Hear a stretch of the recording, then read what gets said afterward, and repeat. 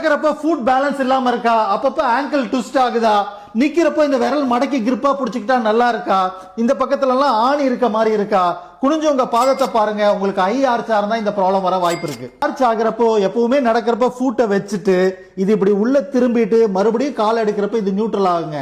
High arch இருக்கிறவங்களுக்கு இப்படி தூக்கிட்டே இருக்கும். இந்த பேட்டர்னே அஃபெக்ட் ஆகிறதுனால இன்ஸ்டெபிலிட்டியும் ட்விஸ்டும் காமனு. இந்த வெயிட் பேரிங் ஏரியால லேட்டரல் சைடுல போறதுனால ஆணி வர அதிக சான்ஸ் இருக்கு. ஒரு ஃபுட்டை நல்ல துணி புளியற மாதிரி உள்பக்கமா திருப்பி திருப்பி விடுங்க. கையை மாத்தி புடிங்க.